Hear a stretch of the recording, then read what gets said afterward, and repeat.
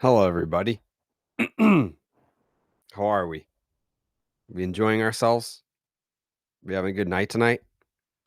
Welcome.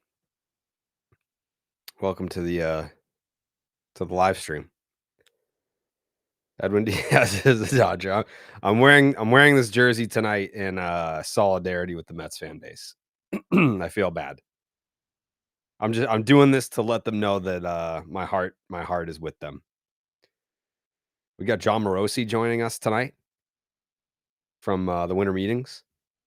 I believe Dan Duquette. Not Dan Duquette, Jim Duquette. Not Dan. I love Dan. Dan actually bought me my first legal drink on my 21st birthday. Dan Duquette did. But we have Jim Duquette tonight. So I'm excited for that. I'm excited for get your questions in the chat, by the way, for John Morosi, who's joining us at 8:15. Yeah. Porn star lenses. I've never seen a porn star wear glasses like these before. I'll be honest. I'll keep it 100 with you. Did I miss something or just Diaz? Schwarber. Oh, you thought this jersey was for Pete Alonso? Oh. Yeah, that connection went right over my head. Yeah, we'll talk about Bregman's market. Mia Khalifa, all right, fair point. But she doesn't wear glasses like these. Yeah, I don't think she wears glasses like these, so that's a little different. Only 3 more days of playback. Yeah. Yeah, tough timing because we were just starting to get this off the ground, but yeah, we'll Jared looks like Mia Khalifa. Thank you. Thank you. I appreciate that. Big fan of your content as well, Bree. I feel like I don't know. Just a glasses guy. We can watch MLB games like the classic ones, yeah. I don't know that we can do the what's it called? The live games. We can do the classic ones because they're already on YouTube, so those Saugus houses don't have Christmas lights this year. Oh yeah, they're moving. I guess they're moving to Florida.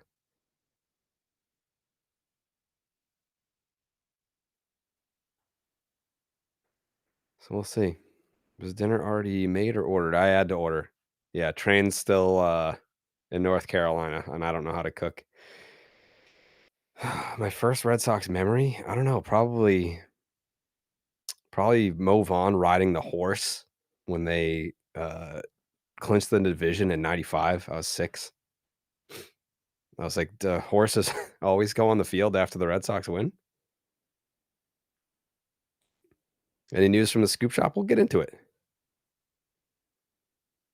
So could JTN continue on YouTube for the time being? Yes.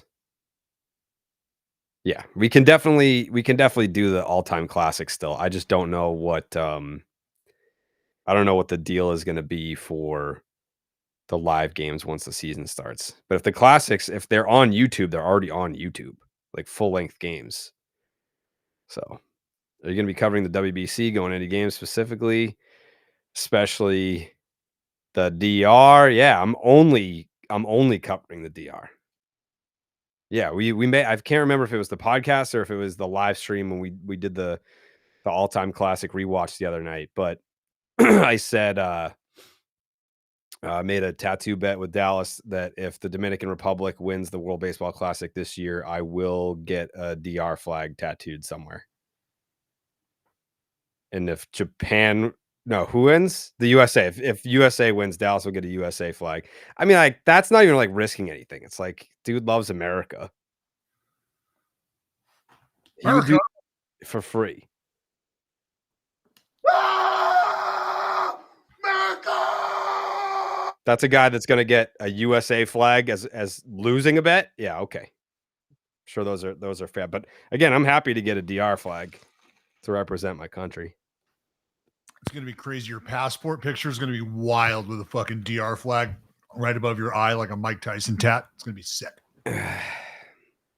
What's in the cup? The protein latte. Duh. Ever since they released the protein latte, I don't think I've ever gotten anything else. I mean, there has never been a bigger example of big caffeine just fucking sinking their teeth into another human being. Like, I mean, wow. Because I usually get I'll get a cold brew with vanilla cold foam. And then they came out with the protein latte, and I was like, well, it's kind of pricey. I can't get this every day. And I've gotten it every day since it came out. So. Oh, that's where you're choosing to make sound financial decisions, is whether or not you get the protein latte. Well, my thought process is sure. The cold brew is probably like $6, and then this is like $8. It's like an extra $2 a day. Like Starbucks is already pricey as it is. You know what I mean? It's not like I went from $0 to $8. You know how many starving elephants you could feed? Elephants $2 a day. Continuing left off last night. I ratcheted up my caffeine addiction big time over this season. The 2025 season was really huge for yeah. I get those caffeine headaches now if I take a little breather. It's real healthy situation we have going on here. I agree. You got to sweat it out. Yeah, that's where I'm at. Yeah, I need a detox for sure. I am so badly in need of like a 3-day spa detox. Bro, you need to get on that Bryce Harper fucking IV where they just suck a third of your blood out of your body and recycle it and then pump it back into you. The Red Sox rumors are going fucking bonkers right now. They've discussed Seager with the Rangers, and they've what was the other one? Seager Donovan with the Cards coming to Boston. Absolutely not. We already have a shortstop. A guy who has enjoyed the fruits of what the Dodgers organization has to offer, and the Texas Rangers. I mean, do you have a third baseman though? Meyer, anybody technically interested in playing first? No, I'm asking we have people that are interested in playing the position that are just not on the team yet. It's still early. It's not even Christmas. It's not even Christmas yet. Anyways, welcome to the wow, big audience tonight. How come? I haven't even tweeted this out yet. Let me tweet Why this not? out. Well, because I was just doing the pre-show meet and greet. Let's see. The people who bought the special tickets. Yeah. Yo, Jared, I know you'll level with me on this one. DB obviously can't. So, you know, fuck him on this. Wow. But those Pirates fans, man. It was another fiery day on the ship. They're fucking assholes. It is. No, it's a mean-spirited group of people. Yeah, they're not pleasant. They're tired of being lumped in with the strategical approach of the front office. You cannot look at them in the same light. You think they are okay or happy with how things have gone? No, but they're tired of just getting pummeled like they are okay with it. At some point in time, you have to understand that they also understand, and they're sick of hearing shit. No, that is some of them. I'm going to tell you right now, Padres fans. There is a certain sect of Padres fans. I don't like them either. I promise you, eat children. Like those people are absolutely. I don't like them either. Maniacs. I've held a grudge against Padres fans for going on 6 years now. Again, like if you have a problem with me, it's your fault. I'm very nice. I'm a good person. The Pirates fans gotchas are the most pathetic thing in the world. It's like, like actually the offer was this, and then it was like you give it an hour, and then as the reporting comes out, you'll learn that that's like the 4th or 5th best offer that was even out there. That the Reds and Orioles, like the Orioles were at the Phillies number, and the Reds were ahead of the Orioles as well, or ahead of the Pirates as well. It's like, all right, great, you finished 4th or 5th in the fucking free agent derby on a guy. If you finished 4th, you might as well have not even been in the bidding. That's how far away you were. Enough about the shitty, embarrassing Pirates for a second. Tim Healy just put this out. The Red Sox have let's talk about a real team. The Red Sox have discussed with teams trades for at least 4 different All-Stars. Ketel Marte, Corey Seager, which we just previously mentioned, Isak Paredes, it's an interesting fit, and Brendan Donovan, who can pretty much play anywhere. What's your ranking of those 4, considering contracts? And what I would say as it was listed. Yeah, Marte, Okay. Seager, Paredes, Donovan. Actually, you know what? Let me flip flop Donovan and Paredes. I like Donovan a lot. He going into this year, he was kind of like my hidden gem player, but now it's like trendy if you know about him. Yeah. Helped power me to a fantasy champion, or almost a fantasy championship, I should say. Yeah, that definitely counts the same. Fucking idiot. Yeah. Anyways, well, I mean, I used him in the same way that the Red Sox might, except for I was a ton more communicable to him. Yeah, look at this. This is what he does. You're going to play second. He's mad about it. His fantasy team lost. His fantasy team lost. If the Red Sox are going to be like, hey, you want to play third? If there's someone in the chat that won their fantasy baseball league this year, I just want to say congratulations, because there's no one that I can talk to live in person right now that I can say that to. So I did want to get that off my chest. Congratulations to all the fantasy baseball winners. I didn't either, actually. Yeah. 2025 fantasy baseball season. Yeah. KG9. I won my fantasy league. Congratulations, KG9. Brendan Donovan, probably a large part of that. Could be. But yeah, no, I'm excited. Let's talk about what did happen instead of what could have happened. We'll get to what could happen, because we're gonna have John Morosi on at in 10 minutes, 8:15. But what did happen today? The New York Mets lost their closer Edwin Diaz to the Los Angeles Dodgers with a gap of about $3 million. I think it was $3 million. Like, we can get into like the deferrals and all that shit. But it's 3 years, $69 million. And the offer from the Mets was 3 years, $66 million. So what does that tell you? That he just wanted to go to the Dodgers, right? Yep. Yeah. And here's what I don't understand. Like, how fans have just so quickly turned on the idea of players wanting to win championships. Like, when did that become a terrible thing? When did it become a bad thing to put yourself in such a position where you could go? Because this is something else fans also bitch about at times, right? Is, oh, he's just in it for the money. He's just, well, the money's good, but the opportunity to win championships consistently is also something they're after. Pretty sweet. And it feels like the Dodgers provide that. And so, sure, did he take the money? I guess he did. Did he also land in the best possible position to win a championship? I think he did. Well, so what's the problem? 2 points. What's the problem? Point number 1. The money's the same. I get all that. But what happened to him wanting 5 years? Was there really a team that wouldn't put out a 4th year? Like, would that have made a difference if a team came in and said, like, we'll put 4 on the table? Is that good enough to get you away from the Dodgers? That's number 1. Number 2, for as great as the Dodgers are and have been, they're back-to-back World Series champions, they closed out both of their World Series titles with starting pitchers on the mound. Like, they were like, oh, fuck, man. Like, I guess we for the three-peat, I guess we need a lockdown closer. Hey, Edwin Diaz, come on down. And then here he comes. And it's not to say that Roki Sasaki, I mean, look, ideally, I think they would love to be able to put him in a position where they get to use him once every 5 days and are really able to utilize what I think everybody hopes he's capable of, what I know they hope he's capable of. But they used him in a spot where he was going to be the best opportunity for them to capitalize on his talent in that moment. So sure. Now that they have an opportunity to use or to go out and get a bona fide stopper, a dude that is all about that life, and I don't care about an extra 2 years. You got to think about it like this. Sign me to a 5-year deal and give me opt-outs after years 2 and 3, because maybe it's a performance-based thing, whatever, and you feel like you can go get more.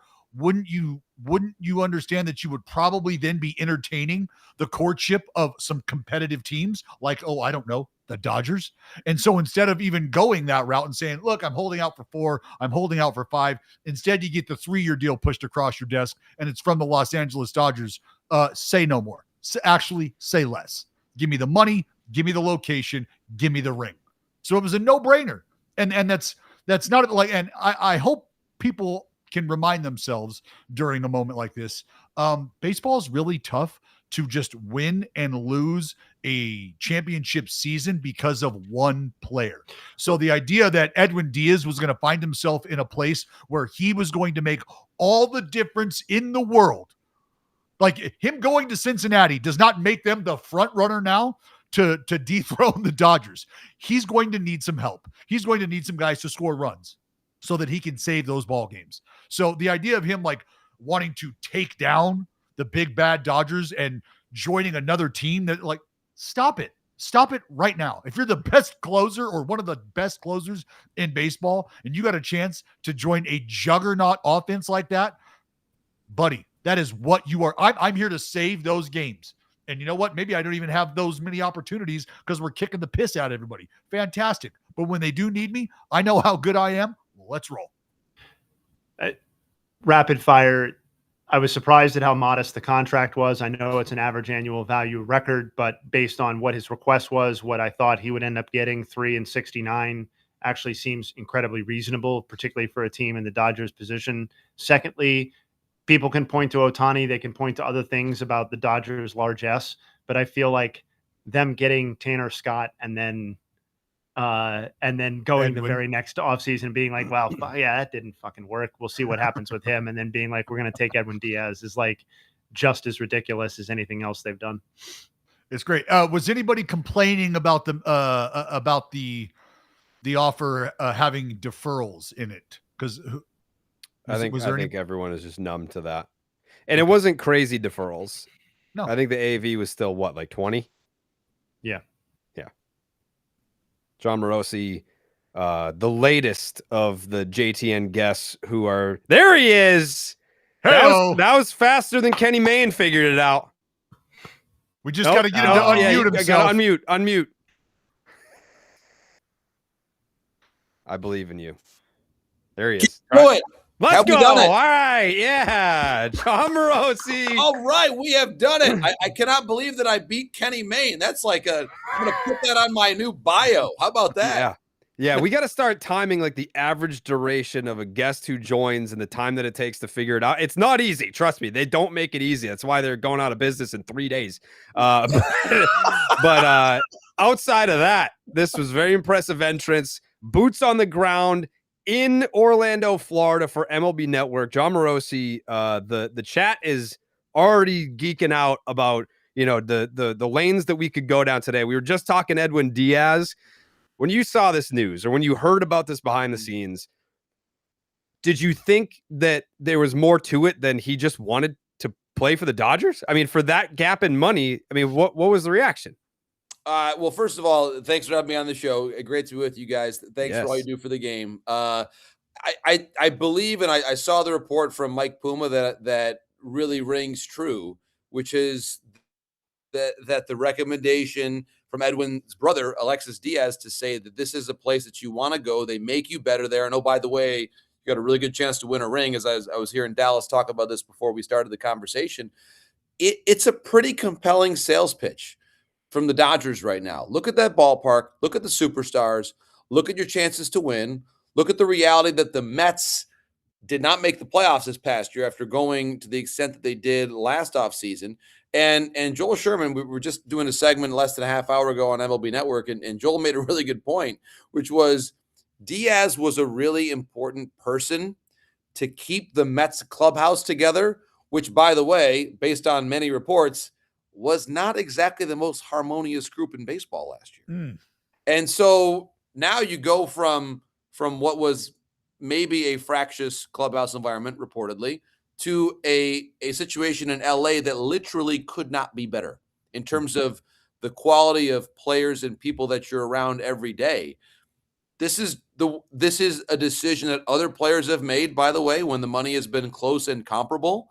And when you consider now the really big time pressure that you're amping up on the New York Mets to bring back Pete Alonso or perhaps steal Cody Bellinger from your crosstown rivals, the current situation is, forcing is a strong word, but is compelling David Stearns to make the type of signings that he has generally not wanted to do, certainly not during his Milwaukee tenure. And really the Soto deal a year ago was, I think, largely ownership driven. And then even the retention of Alonso when they did lay down in the game was also ownership driven. So this is what the offseason market will do. It will make you go to uncomfortable places with your payroll and your decision making. And that is exactly where the New York Mets find themselves right now. All right, JMO, you're talking about run production, and I can appreciate that. A run production department, as I call it. Let's talk about the run prevention department for the New York Mets and the kind of shape that's in and the arms that are still out there right now. Have you heard anything? Because what I thought immediately was, you have got to do something about keeping your opponent off the board. And the condition that rotation's in, the lack of arm now that is in the back end of that bullpen. What are you hearing? And do you think that there's going to be a move made in that department as opposed to reeling the polar bear back in or trying to swap Cody and get him back in the Big Apple? Well, Dallas, I think they can do both. I mean, they certainly have the payroll to do both, and they have the need to do both. And let's start with the end of the game, if you will. And Robert Suarez certainly is someone that is top of mind for the Mets, for a lot of Mets fans. I had been told even before the Diaz signing happened that the Mets, that with Suarez at least, it was the Mets, Dodgers, and Blue Jays that were the most serious suitors. Well, now that Diaz has signed with the Dodgers, really it's a very good day to be Robert Suarez, because he is now in a situation where you've got, I don't want to call them a desperate Mets team, but a motivated Mets team for sure. And then a Blue Jays team that is comfortable spending at fairly high levels and is not done spending yet, by the way. So you now have that Mets versus Blue Jays dynamic for Suarez. I tend to think he will sign with one of those two teams. Of course, the team he's coming from, the Padres, likely reducing payroll or at the very least holding firm at the number. And so going back there seems unlikely at this point in time. And you're right, the rotation is an area of need. It was an area of need at the end of the season, and it remains one today. And while Framber Valdez maybe is an imperfect solution, he might be the best option for them right now. And when you consider, again, we can talk about Framber's game and pick it apart a little bit. He posts, and the Mets are in a situation where they need to know they've got someone who will post in that rotation. I think that's one of the most underrated, and Dallas, you've lived this, one of the most underrated components of a team is when you have consistent starters who take the ball. And even if it's in the modern game, goodness, even if it's two or three guys, you can massage, you can certainly massage one spot. You can almost massage a second if you have to. But those first three, you need some guys to soak up innings. Now, the Dodgers, by the way, proved to us that it doesn't have to be the same three or four stalwarts from beginning to end. It used to be this notion of the season, and honestly, Dallas, in your era pitching, it was a horse race. Okay, here are your five guys, and we're going to take them pole to pole. That's what we're going to do right there. Okay, gallop the whole way. But now it's like a relay race, right? It's like, okay, you might have a good first leg and then an anchor leg, but the people might change in the middle. I was looking at this earlier today when someone was trying to tell me, geez, I don't know, maybe this team has enough pitching. I said, you know how many different people started games for the World Series champion Dodgers this year? Yeah. 17. Okay. I have to have two more sets of hands to be able to show that number of starters. 17 guys. So, which is just, it's like mind blowing that that's the reality. But that is why you need at least some players that will give you innings. And Framber is not perfect, but he posts, and posting is really important. Yeah, what a boost to that clubhouse I think Framber would be, huh?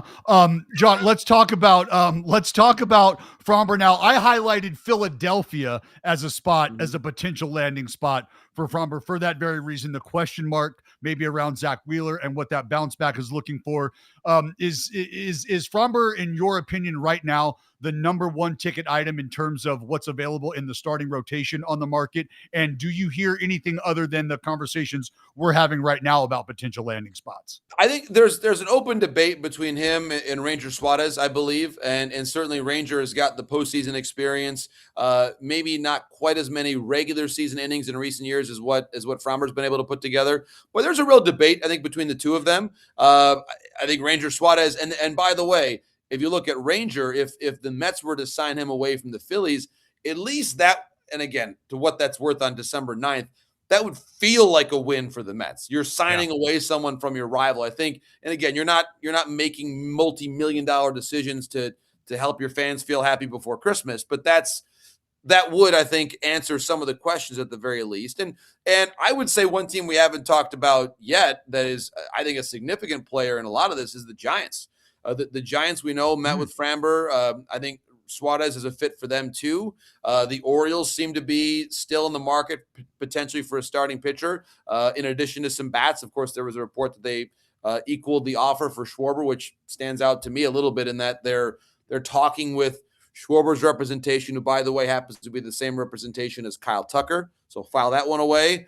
Who drafted Kyle Tucker for the Astros? Mike Elias. What's his job? President of Baseball Operations, Baltimore Orioles. So these are things that are good to keep in mind right now. But we're kind of putting them together a little bit. So I do think that there is probably a healthy debate about is it Framber, is it Ranger Suarez? But I think those are two very good answers there. And then the wild cards start to come in with Tatsuya Imai. And how much do you believe that Lucas Giolito can bounce back?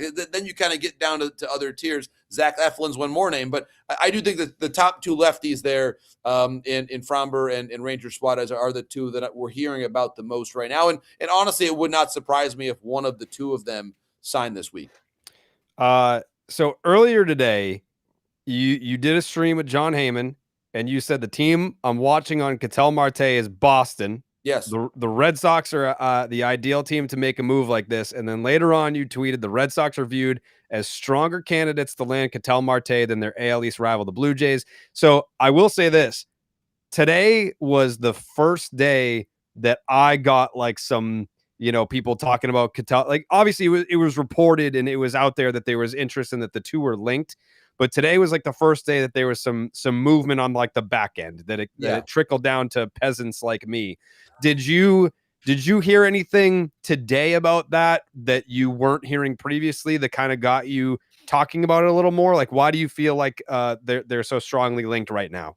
And similar, Jared, I was hearing it from more people and in a little stronger terms. I don't think we're at all marching too far down the field here. I think it's the communication is steady, but I was not told yet that, hey, get your, go start looking at your Red Sox prospect list to figure out who's in the deal. Like, it has not been to that level. Sure. But you can see the fit, right? And the Sox so well that they now, and I'll credit Craig Breslow for some of the moves they've made to this point in time, building out some depth. So that way, when you bring in a Sonny Gray and an Oviedo, you now have the ability to move, whether it's an earlier or one of the other names, to get the valuable position player that you need. Now, and you probably concur with this, I think that their best team, certainly defensively, has Rafaela in center field. So that means that you've got to add at least one infielder.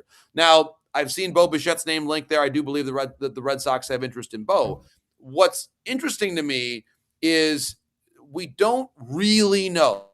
There have been whispers, hints, intimations. To what extent is Bo Bichette willing to play a position in a primary way that is not shortstop? Now, I think, first of all, the only person that can really answer that is Bo. And it is a question of degree. If you're going to pay him $1 billion to play second base, he'll probably do it.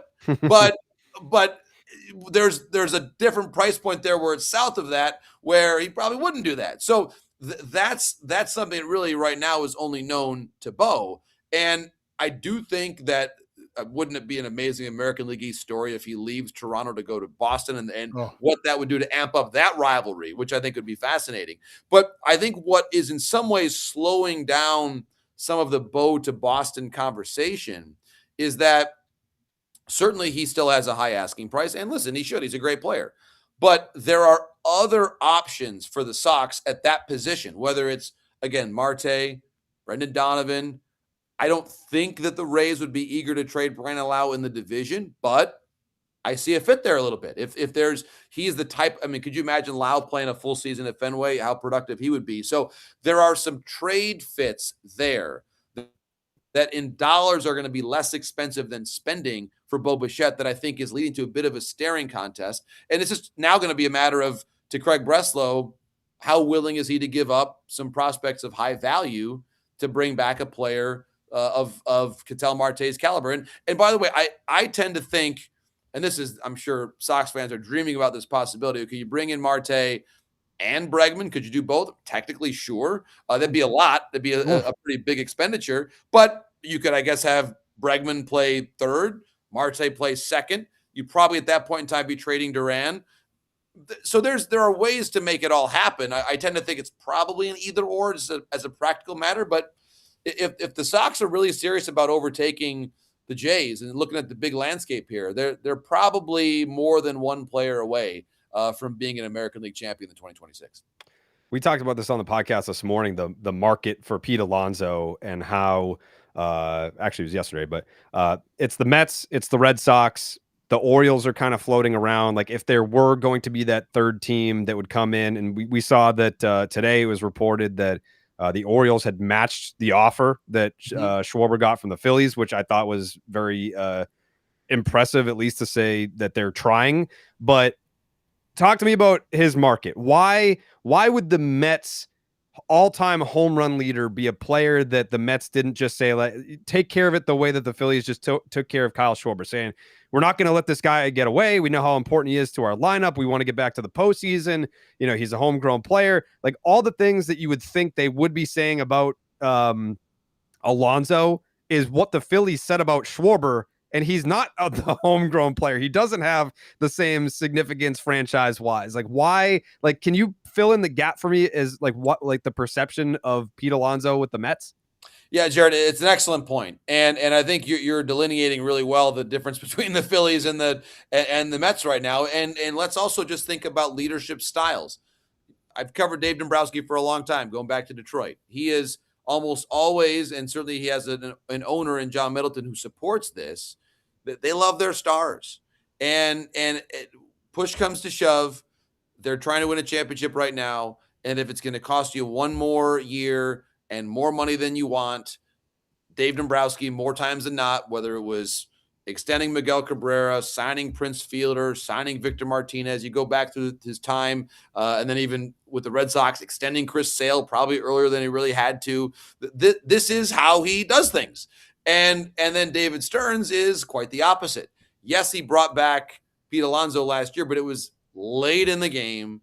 And you could tell, and I think your read on this is correct, Jared, if the Mets really wanted Pete Alonso to be a long-term member of this organization at almost any price, that deal would have been done at some point in the last 2 or 3 years. Sure. And here we are, December 9th. He's been a free agent now. The season ended more than 2 months ago, and they're still there in a staring contest. Now, David Stearns might also be looking around the landscape of the sport and say, wait a minute, a lot of these GMs are kind of my era and view players in a similar way to what I do. And you can see that it seems, outwardly at least, to be a relatively small number of teams that are seriously looking at Pete Alonso. And even if you look at last year, a couple teams that were ostensibly fits for him, the Giants, not really anymore. They've got Rafi. And then the Mariners, no more. They've got Naylor. So you're starting to say, wait a minute. Well, how, in what way a year later, now he's coming off a better year, but in what way is he a more appealing player now than he was a year ago? Sure. And when basically he had to wait until after the new year to sign. So so David Stearns, if he's thinking that he can play this out and wait, he's probably not wrong, but it sets a very curious vibe, especially when, based on all the reporting and what we've heard from multiple places, the clubhouse vibe wasn't exactly great. And Pete is someone who, we talked about this trait earlier. Look at his games played last 2 years. $162, $162. That accountability speaks volumes in its own way. And if you take that accountability and consistency out of a room that was already kind of feeling the pressure a little bit, I don't know. I tend to agree with you, Jared, that there is value in Pete Alonso beyond just the numbers on the page, which, by the way, are pretty good. Okay. Yeah. So I'm similarly baffled at where they are. Listen, they've got bigger problems to handle than Pete Alonso. Okay, they should just say, okay, we got to get this guy signed so we can focus on bullpen, rotation, some other things. Where are we trading Jeff McNeil? I mean, there's things they've got to work on here that I just think. And by the way, now the outfield they're minus Nimmo, so they've got some issues to sort through. And this should be at this point in time a bit of a no-brainer, especially given the somewhat, I'm not going to say panic, but a little bit of pressure that they're experiencing right now. Pete Alonso jumping in his car and driving to the winter meetings this year on the heels of offering the Mets a very rare and exclusive opportunity to sign him last year. He's kind of given me like crazy ex-girlfriend from Wayne's World vibes. Like, if you're not careful, Wayne, you're going to lose me, and it's like, oh, okay, well, we'll wait this out. But something I wanted to ask you about is, we hear Kyle Tucker being linked to the Orioles and they're kicking the tires there. We know that the Pittsburgh Pirates had extended an offer, and albeit however respectable or disrespectful you want to frame that as, that they've shown interest, if you will. Are you surprised, or are you hearing rumors about more teams this year that you haven't heard about in the past? Scott Boras talked about how it was nice to start fielding calls, maybe more from teams who have not been hovering around free agent markets the way that they are now this year. Are you hearing from anything? Because one of the teams that I also mentioned in the Framber Valdez market could have potentially been the Atlanta Braves because of what they have in terms of a young rotation, a couple guys in that rotation that are up and coming. A veteran like he or Suarez would absolutely help stabilize that situation. But in terms of teams that are surprises, do you have any that you're like, oh wow, we've heard this team a couple times now? Well, so I mean, the Pirates are kind of the quick answer, and I think it's the right play for them. But they're also realizing here that if you want to actually get the player, so you've made a nice statement by being involved. Good. Okay. That's what you're supposed to do. Now, eventually you got to win the player.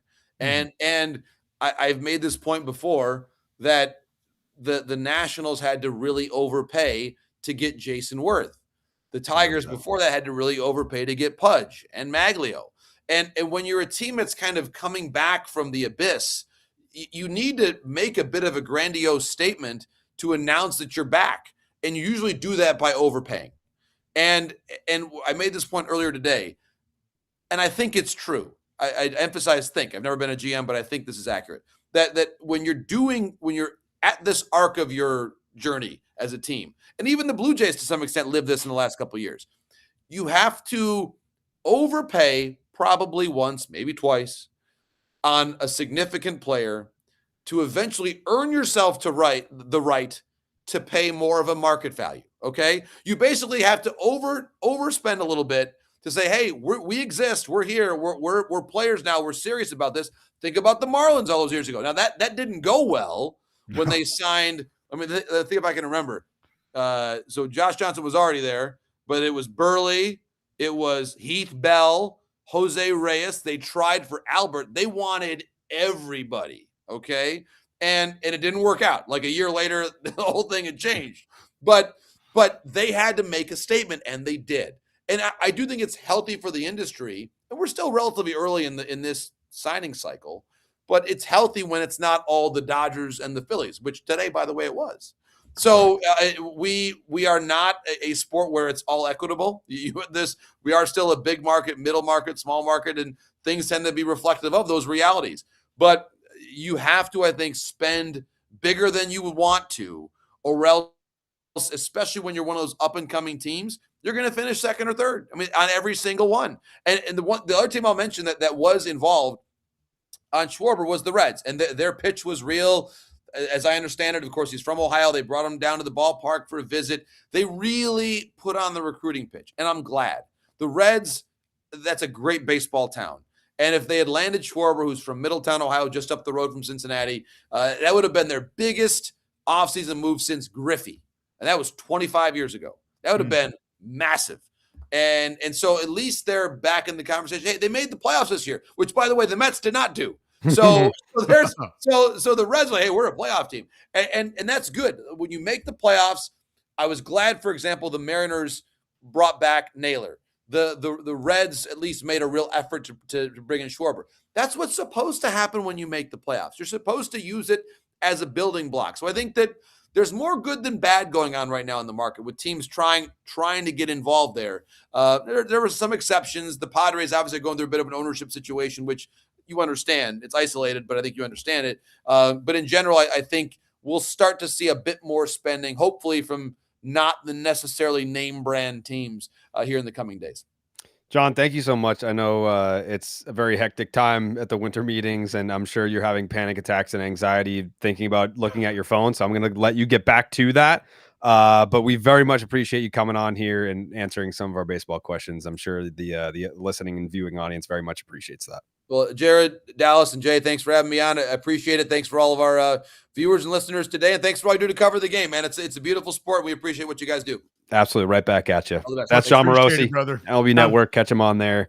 And on Twitter. I'm sure he's we're in lockstep on Cattell Turn Marte. the notifications on, folks. Turn the notifications on. I got them on. They're on.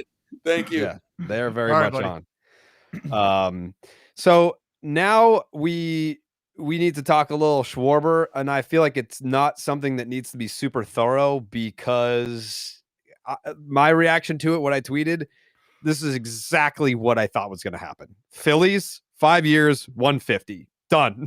Like, just button it up. I think the only thing that was interesting about it was the fact that the Orioles came in at 5 years, 150.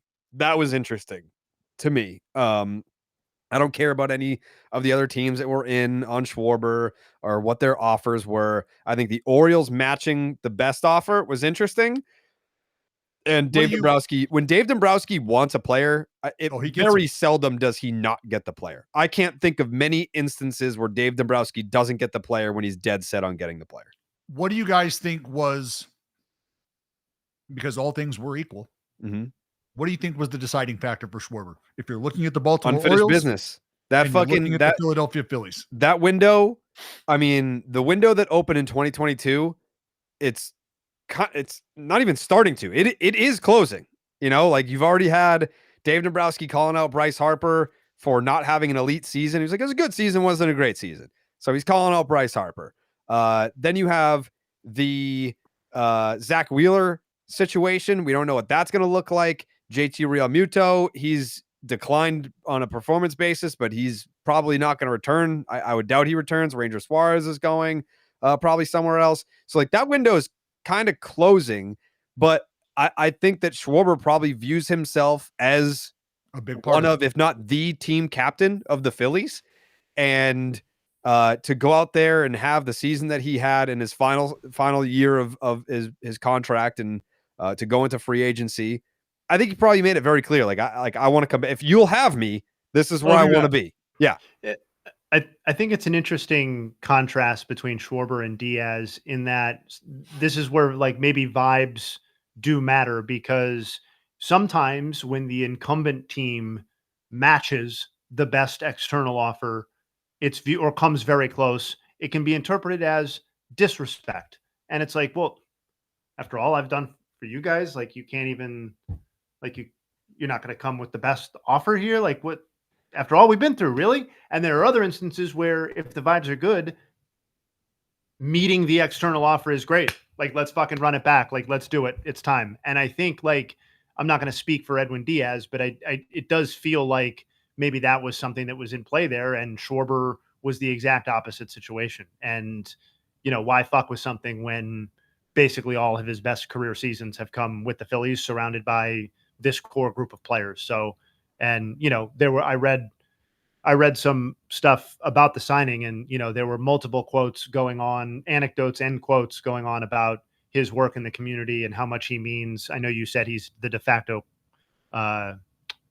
captain, but just specifically that, you know, the work that he does in the community and what he does there really does matter.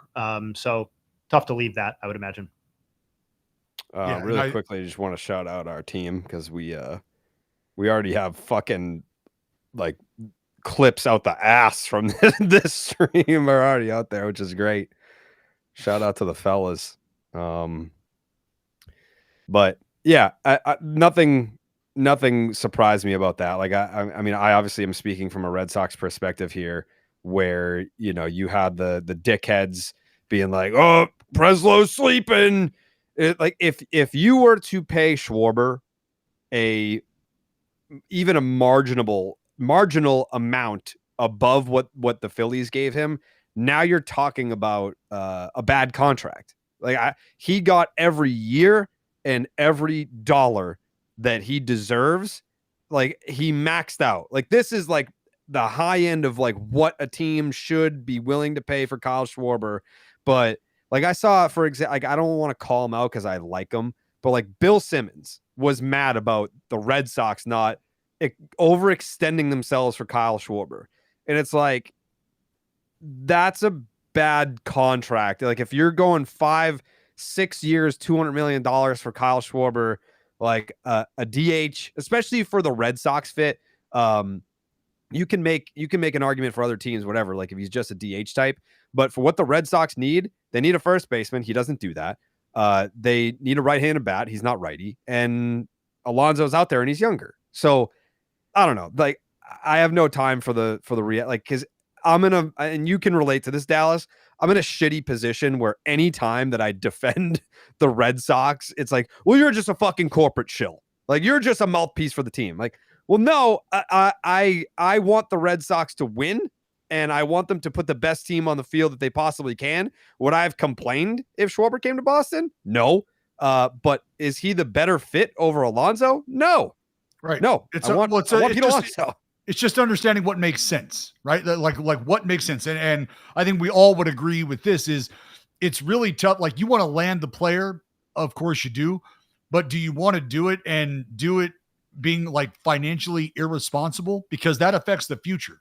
And you don't want to put yourself in a spot where now you've overpaid for a player who does not check all of the boxes that another player out there does. And now you find yourself hamstrung on the back end of this deal. Should you find yourself in a spot where you'd like to move him? Now that contract almost becomes untradeable, or you're going to have to eat a large chunk of those dollar bills to get him moved. So I think while he's definitely a guy you want in the building, there's somebody else who is just a better fit, right? And I think that's the perspective that you have to maintain. Any rumors out there tickle your fancy today, Jayhay? Anything that you saw come across the dashboard that you think is worth discussing? Well, I mean, you hit the Seager Marte stuff, unless we have more there. I thought that what was I going to say? Scrolling, I'm trying to find it. The Padres rumors. Yeah. Yeah. So where was that specifically? I'm trying to find. No momentum with the Red Sox and Seager. Yeah, I didn't think that there was. So, I mean, 10 minutes ago, we were talking about how the Red Sox are kicking the tires on Bichette. They're kicking the tires on Seager. And now it's like, no, that's not even true. Not even close. Like what's it's not that it's not true. It's just there's no momentum. I mean, you pick up the phone, you say, hey, what will it take to get Seager? And they tell you, and you're like, all right, have a good one. So both things can be true. So I got a fresh one that just came across from Rosenthal. You can find this on the Underdog MLB handle, which is doing a great job aggregating all the trade rumors and stuff like that. Mm-hmm. Edward Cabrera, Orioles and Marlins have discussed Edward Cabrera, which, like, I know that isn't a solve for all of the Orioles problems, but that is a name that actually gets me reasonably excited. Gets me reasonably excited from the Orioles side. Like, we'll figure out what the Marlins would receive in such a deal at another time, but like, that to me is, he's more of a potential difference maker than just about any name pitching wise I've seen associated with the Orioles. And like, I know it took a little while to get there, and he's not young anymore, but like, a guy entering his age 28 season who just came off of a 3.53 and 26 starts with, almost 10 strikeouts per inning. Like that's and with individual pitches that are, statistically and, grayed out as dominant, are like, that's something that gets me kind of excited. I know Edward Cabrera isn't a name that pops necessarily, but I think that if the Orioles could get that done, I think that's very intriguing. And especially if they're not willing to commit. I got What do Preller talking about the untouchables. Oh, great. Touchable players on your roster. Oh. Yeah, I mean, again, like anything, you want to listen. I mean, you want to be able to listen to hear what people are going to say. That's the only way to find out more information and hear what's out there. But we like our team. You know, I mean, we've had a club. Oh, you like your team. You like your team, but no one's untouchable. And there was some reporting about, you know, behind the scenes, the Padres are scheming. They were talking about like it's like take the magnitude of the Juan Soto trade, and it'll blow that out of the water. It's like, okay, that's quite. I don't know that you have a player that's better than Juan Soto on your team to have a return that's like a even on the same level as the Juan Soto Trent Grisham trade. But I don't know, like if you're really like that, to me says that you're packaging fucking Bogarts, Tatis, and Machado on the same deal and doing like an Adrian Gonzalez, Carl Crawford, Josh Beckett trade or something like that. Who's eating all of that? The Dodgers. No, not who can. Who is willing to? Who's willing to sit down at that table and eat all of that? The Mets. The Padres don't have the farm system to facilitate that trade anymore. They just don't. They don't have the prospect capital to ask a team to take on $750 million or whatever the fuck that is. Yeah, their best prospect could be playing shortstop in the big leagues for the Athletics sooner rather than later. Yeah. Coley's favorite prospect. No, the Mets would not. To what end? To what end are they taking on $750 million? Like Bogarts is dead money at this point, right? League average bat. Don't be disrespectful. All right. Above average defender last year. I actually am. I would love to see the Padres do something bold because I'm pretty clearly on record as saying I don't think they have any hope moving forward as is. So whatever direction they want to try and do something crazy, I say shake the board and fucking see what happens. Well, one of their pieces that was supposed to be a valuable resource has just not panned out, has just not developed the way they want in Salas. So I think that also kind of puts them behind the eight ball a little bit. That was a guy that you would think would be able to lead or, you know, potentially be headline. And that's not the case right now. Hey man, that's catching prospects are a risky batch, brother. Yeah. Like that's kind of the risk they ran by holding on to him. There was a time and a place where if they had moved, and listen, this is hindsight for sure, but like they could have moved him at one point for an impact package. Like that was at some point available to them. They chose to continue to hang on and his stock ate shit. Yeah. No, what did he peak at on the top 100? He's out. Would be no. What did he peak at? Oh, I'm sorry. 1 second. I'll find out. Was he ever a top 10 guy? I was just going to ask. Yes. I don't know. Was he? I think he was. It might have been. Yeah, it might have been back end of the top 10, but it was like still there. I'm pretty sure. Yeah. Pre 2024, he was number 8 on both MLB's and Baseball America's list. He was number 12 on Baseball Prospectus. Those are the ones that are just automatically listed on Baseball Reference. I could go find the other ones, but I think that captures where it was in pre-2025. He had fallen into the 30s and 40s pretty much across the board. And I think was out of most updates at midseason. Well, we know that AJ is not afraid to make moves. That's the one thing that you can you can bet on, is that he is absolutely willing to wheel and deal. But I've heard this about it. I don't know if this is true. I don't believe he's married. So he's just like, he just fucking goes out and talks to players, and like he's moving in the weeds and recruiting. Like he has no other obligations but to make the Padres better. He just is dead. Like it's his life. Like there's no like separation of church and state. It's just Padres. Love that. Probably the best way to do that particular job, right? I would say so. Yeah. Just have it be all consuming. That's what I want out of my. Or have a significant other that absolutely hates you. Yeah. Yeah. Which is probably all the other GMs, but. Yeah. Preller was on MLB Network today, and he is weird. That's what I like. That's what I like about him. You got to be weird. That's what he's saying. Yeah. Yeah. Yeah. I want a guy that I can only have baseball conversations with. Yeah. That's like me. You can only talk to me about baseball, wrestling, and like dino nuggets. Yeah. Like when you ask him, hey, how are we tried boiling water. Yeah, we tried boiling water yesterday. That was a no-go. Yeah. Nope. Yep. Did we ever get confirmation on Jim Duquette?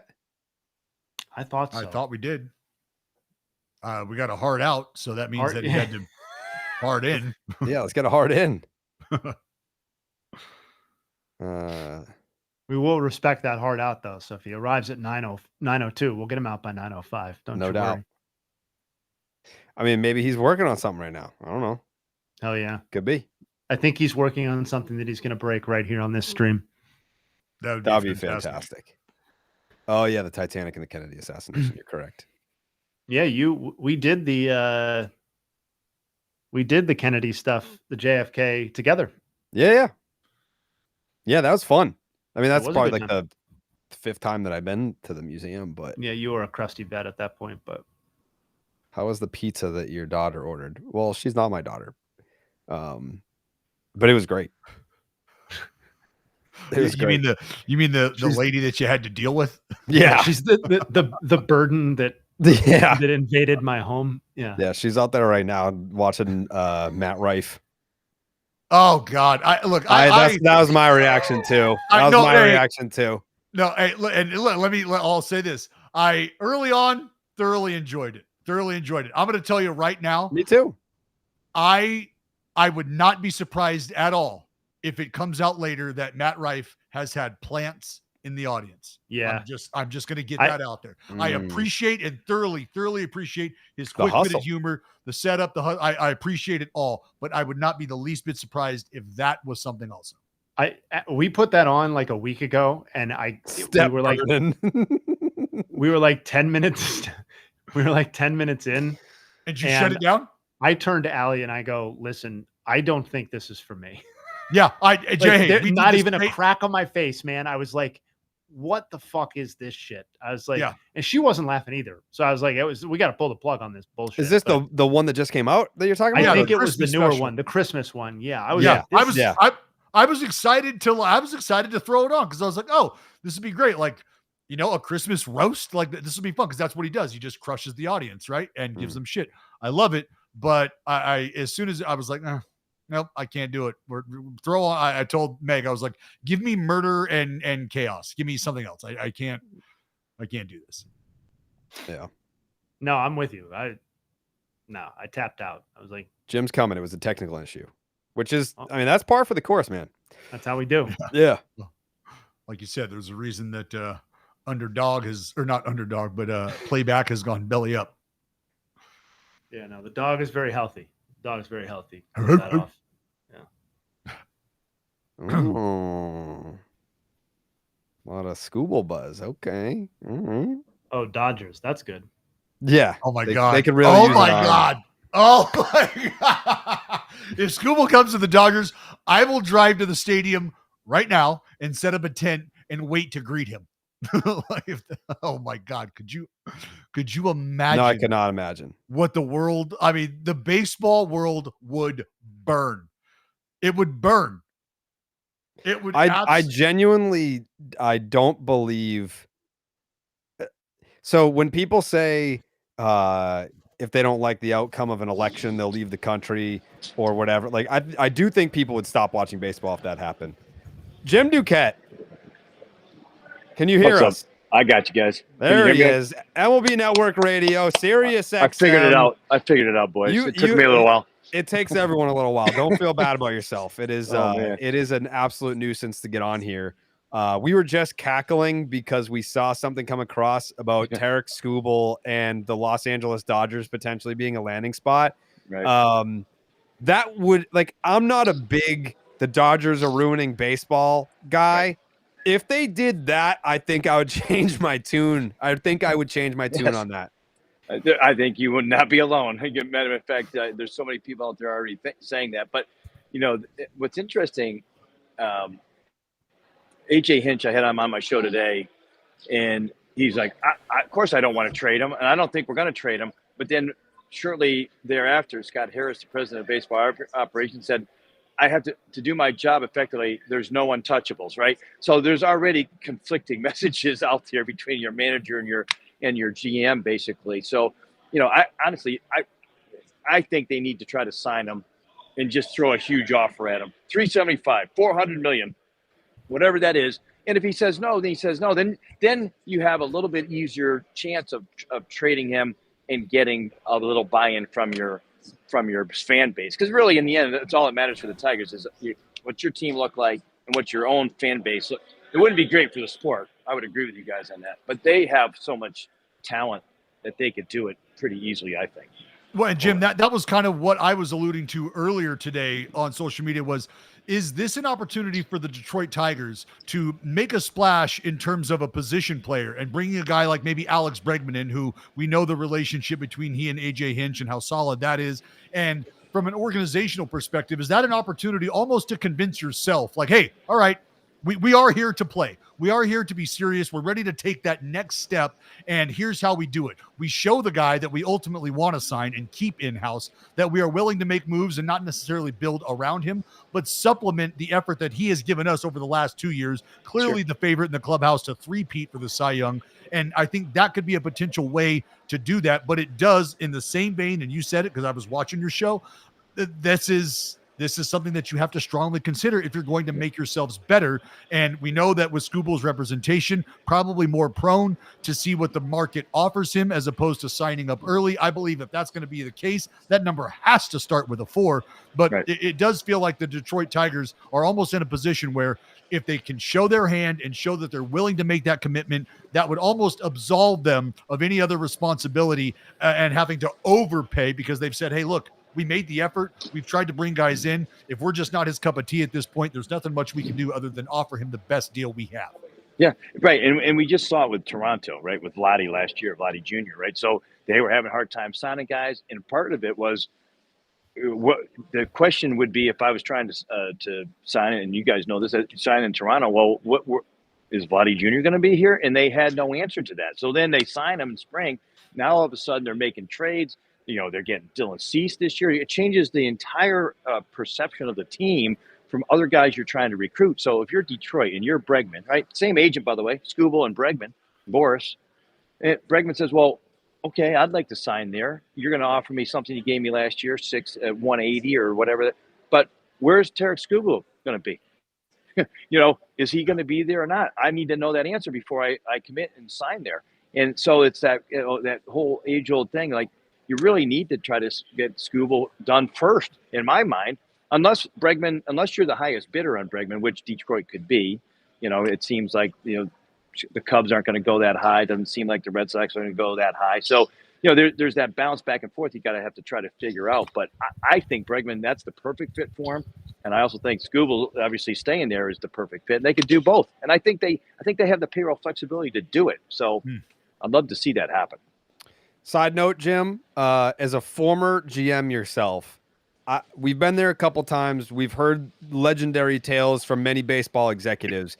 Do you have a favorite winter meeting story, like behind the scenes, like a deal that got done on like a bar napkin or something? Like you're at the bar until 2 a.m. You're like, all right, fine. Like I've heard stories about people making trades based on like rock, paper, scissors, or just losing a bet, being like, all right, fine. If I can beat you in this video game, then we'll do the deal. Like it doesn't even have to be a personal story, just something you might have heard where it's like people wouldn't believe this unless they were there. Well, I mean, there have been deals done.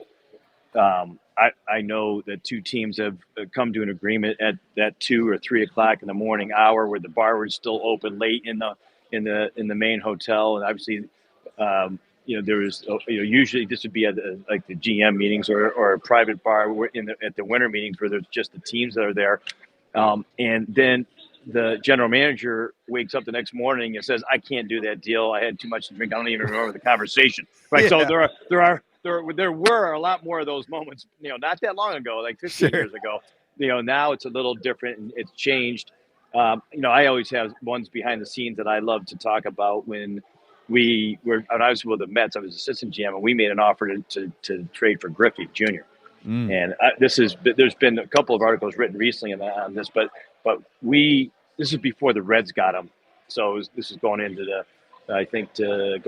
spring or the winter of 1999, going to 2000. So it was a while ago. But the Reds had backed out at that time. We slid in. We had a couple of different names that we had thrown out there, enough that the Mariners, who had Griffey, they're like, well, we got to go talk to him. He has a no trade, but your spring training is in Florida, and that's where he wanted to be in spring training.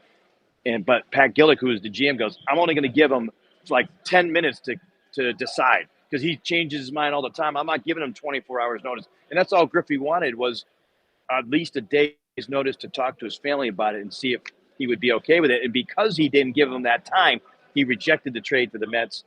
Consequently, we ended up trading for Mike Hampton a month later, and he helped us get to the World Series and was the NLCS MVP. But we almost had Griffey with Piazza in our lineup, and that would have been an epic offensive lineup, even though our pitching wouldn't have been very good. So there's deals like that. I can give you like 5 more of those, but that's the one that stands out the most in one of these winter meetings when me personally.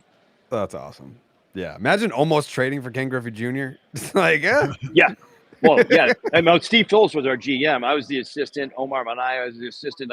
And we were saying, like, dude, you already traded for Piazza. Why don't you go get Griffey Jr. too? Like, why not? Like, that'd be an epic trade, and it almost happened. But he ended up going to Cincinnati, and he had one good year, and then he had a bunch of injuries too. Yeah. So it really didn't work out for Cincinnati, unfortunately.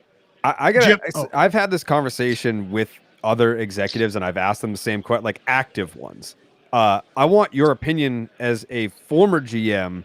Do you think that in today's baseball world that some executives are afraid to make certain trades because of the impact of the way the game is covered with media, social media, and there's radio shows, there's podcasts, there's everything. Like, they're getting hammered. Like, it used to just be, now there's going to be like an article in the paper about it tomorrow, and then the world moves on. But now the way that the game is covered so closely and in real time by so many different outlets, and I've had executives of today's game be like, yeah, kinda, like no one wants to be the loser of a trade. In your mind, how has today's media impacted how trades unfold? Well, first off, 100%, there are a number of executives that are afraid to make those type of huge trades. Because for various reasons. I think the media aspect, the criticism of it, immediate criticism right out of the gate, the social media, the people that have access, everyone has access, now to social media and has a say. I think that factors into it. Fans are smarter now, I think. 100% smarter, right? Some of the, I mean, they're watching the prospects, they're seeing the prospects. There's a lot more prospects rankings that are more accurate. And listen, owners pay attention to that noise too. Even if there's a perception that you lost a trade, you can get yourself into a lot of trouble that way too. Excuse me. So I think there's a major issue in why we see a lot of, like, we had Buster Posey on today. He goes, man, I had no idea how difficult it was to make trades. They're really, really hard. And it was back then, not that long ago, but it's gotten progressively worse because there are, a number of guys. Like, if you go in the next 5 years and you don't make a bad trade, you might still have your job there, even if you don't win. But if you don't win and you make a bad trade or two, perception-wise, you're done.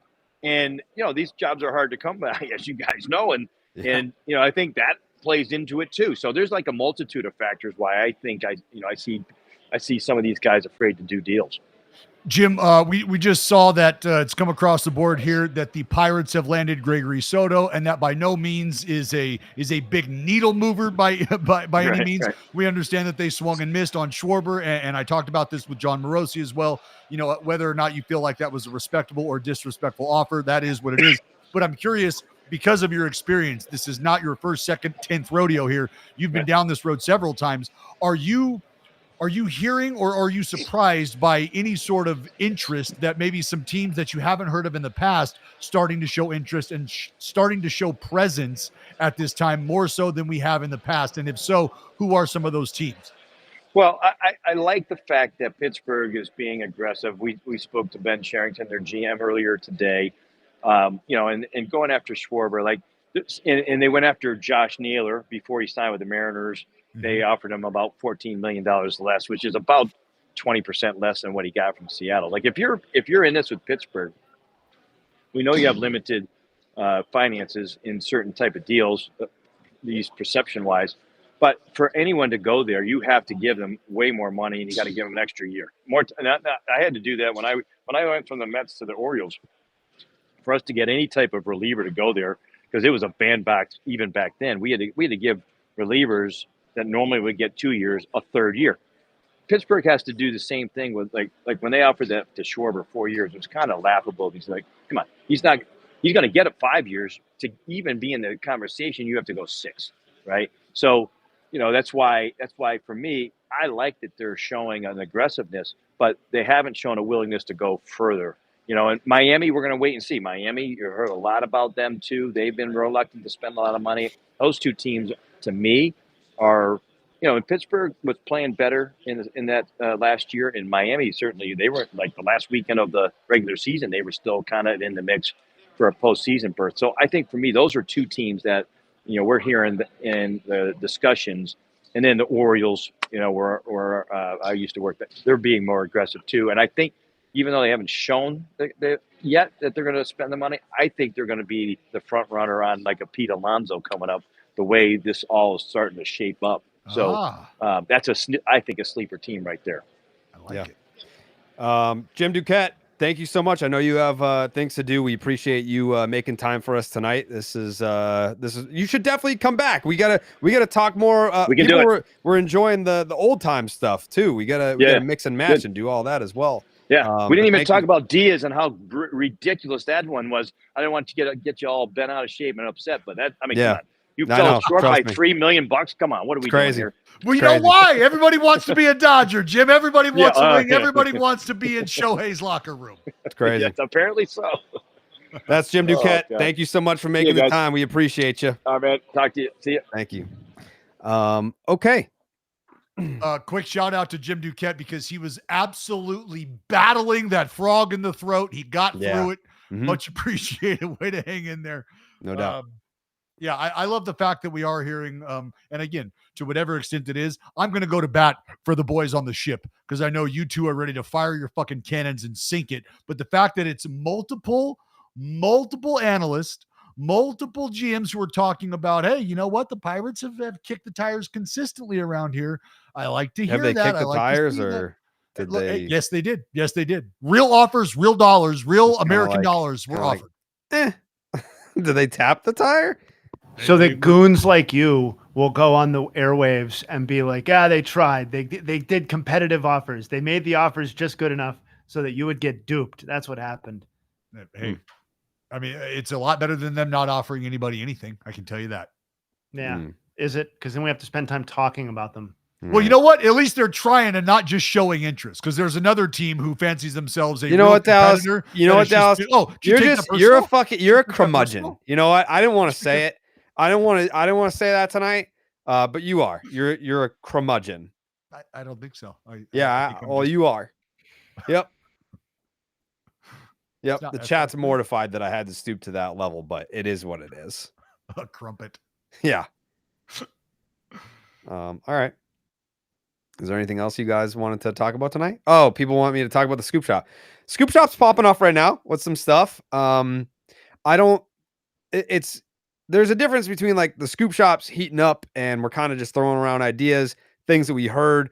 The Scoop Shop, we don't necessarily want or need everything that's spoken about in there to become public, because then people get excited about things that are at very preliminary levels and then they get mad at us when it doesn't happen. But like, we understand that things are at preliminary levels and that there's a very low chance of these things happening, but it's interesting to us that they're being discussed.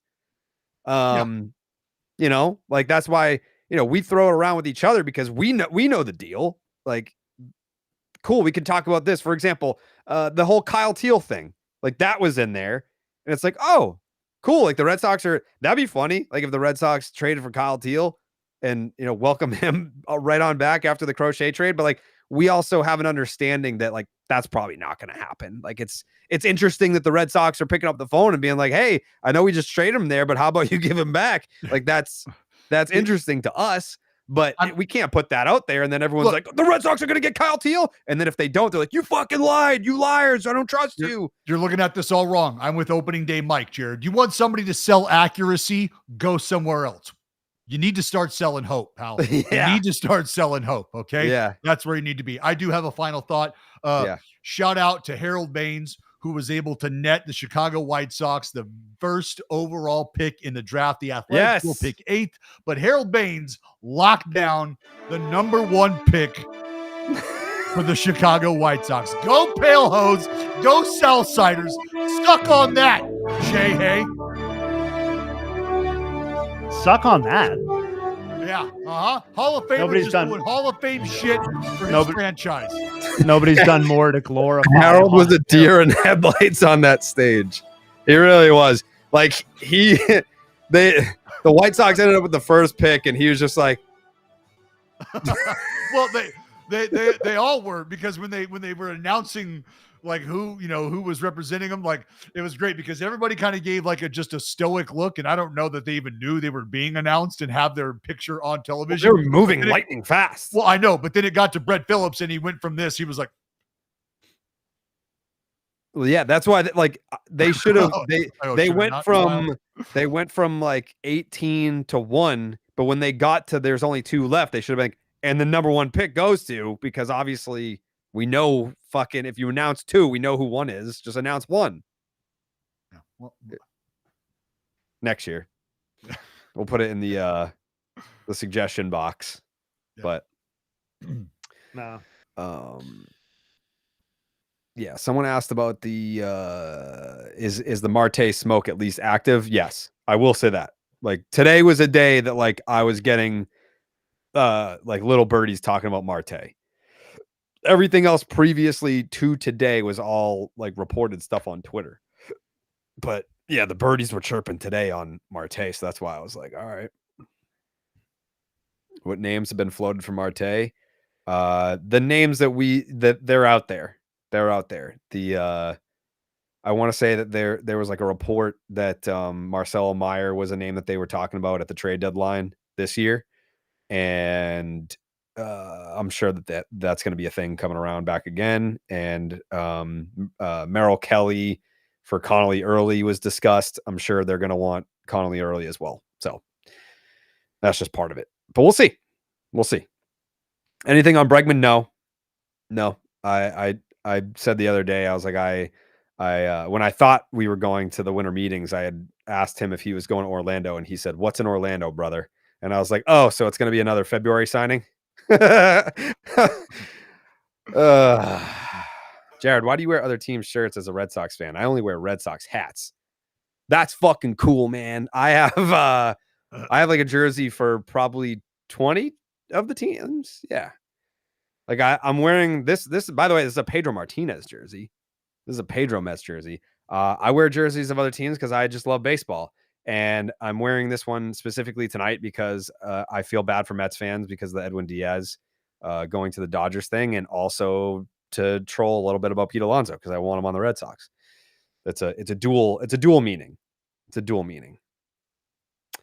Any other questions from the chitty chat? Anything Royals and Reagans? No, I haven't heard anything on the Royal side. Any Alonso smoke? I the only thing that like Scoop Shop that was kind of cooking today was the Marte stuff. Yeah. All right. Any final thoughts, Dallas? No. I shared my final thoughts. Jayhay? No, just want to eat some crow because the Pirates, they did it, man. Oh, they did it, man. They brought home Gregory Soto. So the big one. How many guys have the Guardians signed yet? Oh, no. And the Red Sox as well? Oh, okay. We've made trades. Yeah. All right. Shut the fuck up. All right. We'll be back tomorrow night for another stream. We appreciate everyone. Big audience tonight. Appreciate you guys. We'll be back tomorrow for more winter meeting streams, special guests, and some Scoop Shop reaction and reactions to everything that happened during the day. Appreciate everyone for tuning in. We love you guys. We'll see you tomorrow live from Not the Winter Meetings.